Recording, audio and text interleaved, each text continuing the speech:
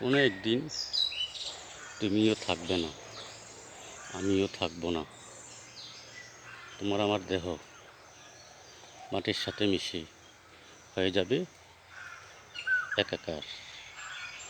পোকামাকড়ের খাদ্য হবে তোমার আমার দেহ।